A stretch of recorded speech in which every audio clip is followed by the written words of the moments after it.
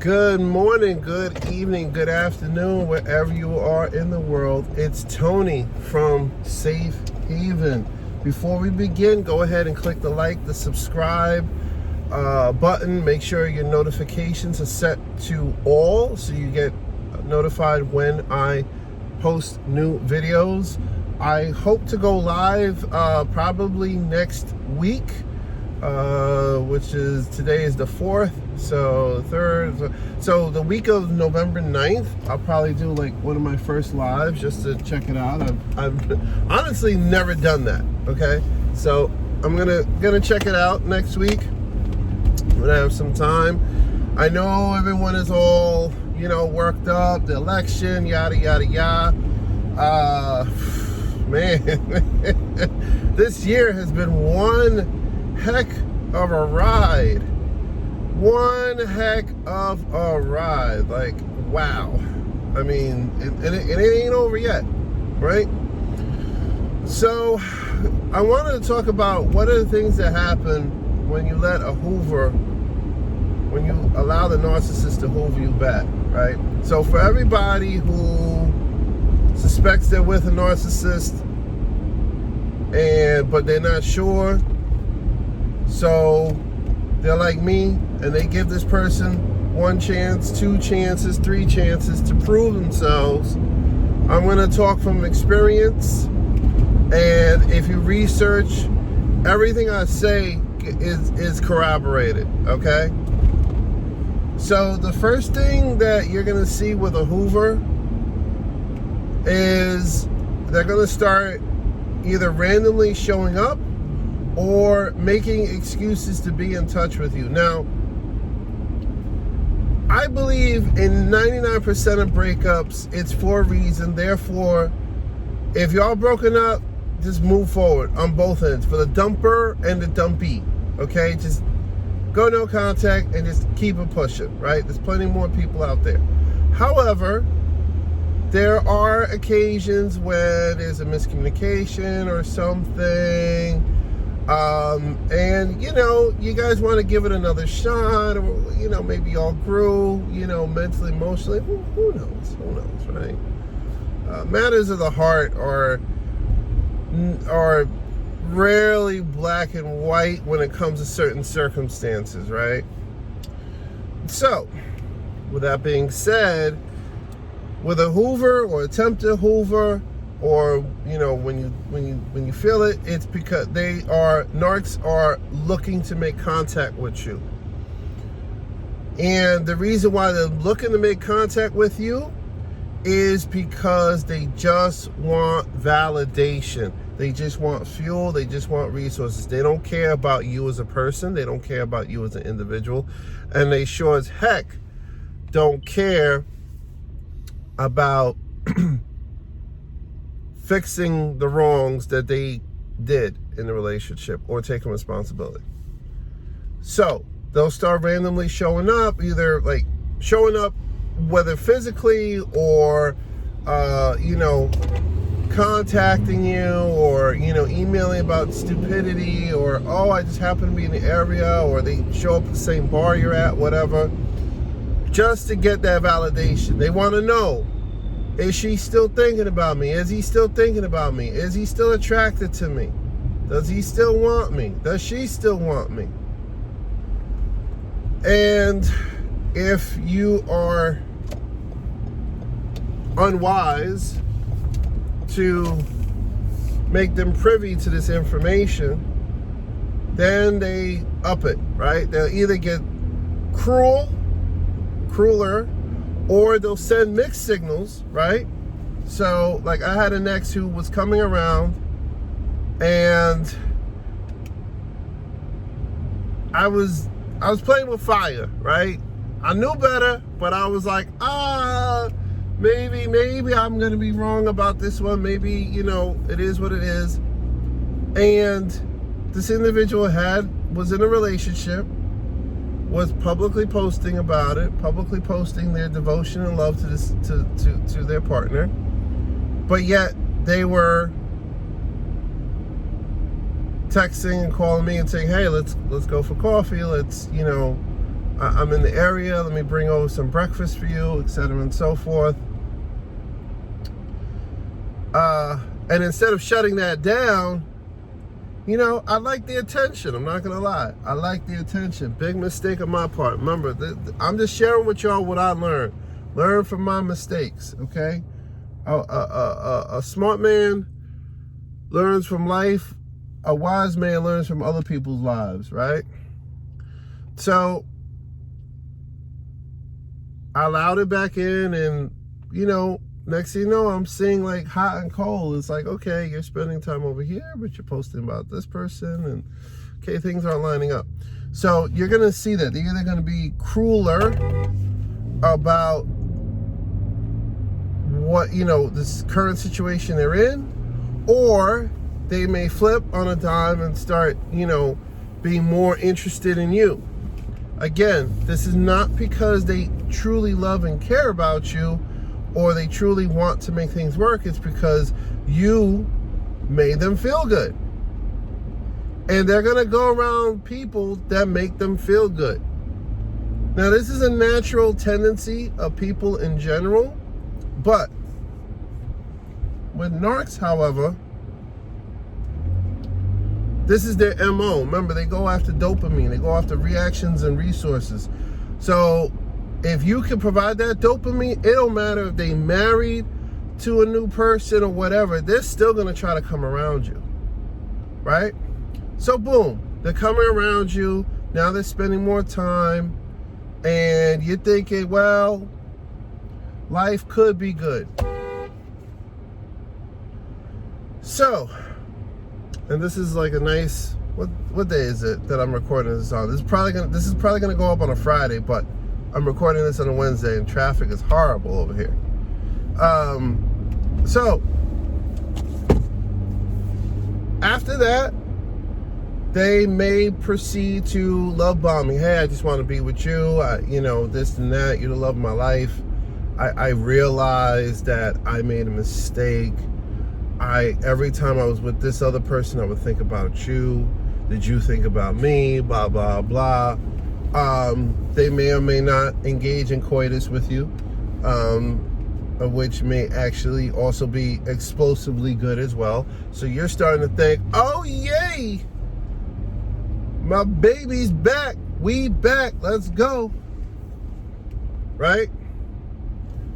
And they'll do that for a while. And then right after that,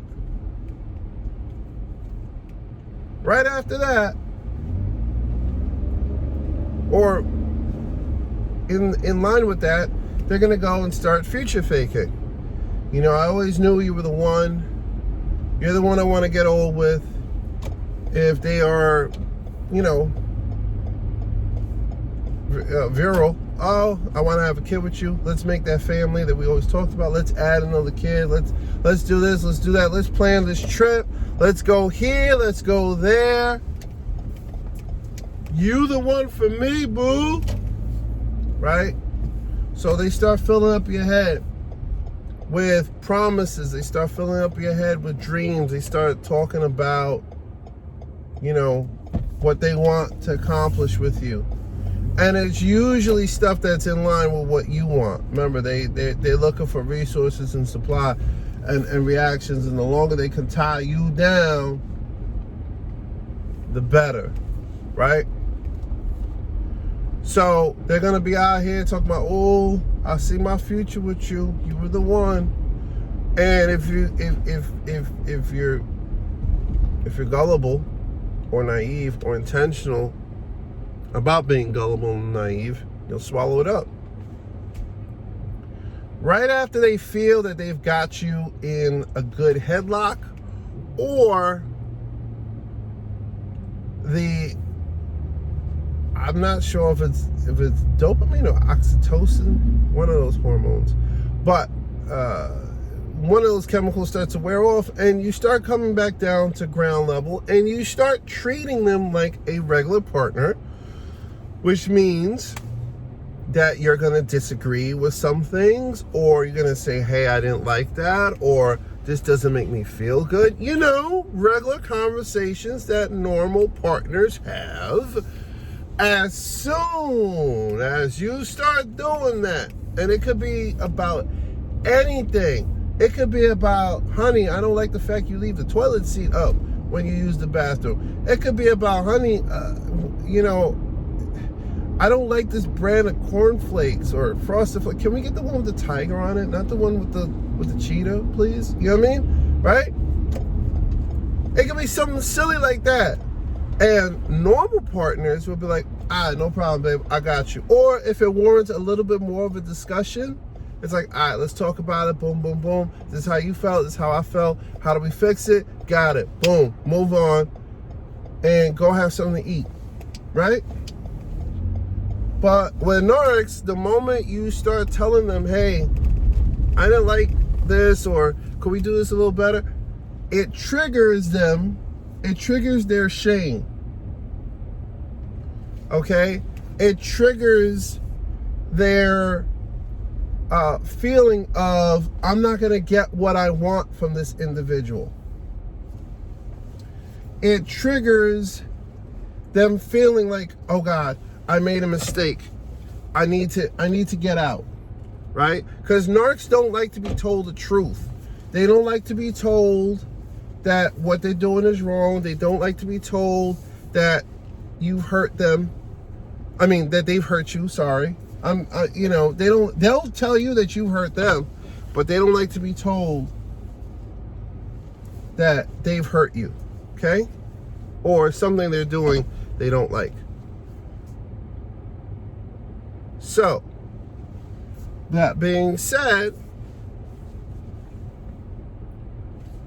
now comes the value. They start giving you a silent treatment. They start acting funny. They start hiding their phones from you. They start reconnecting or talking about ex-lovers.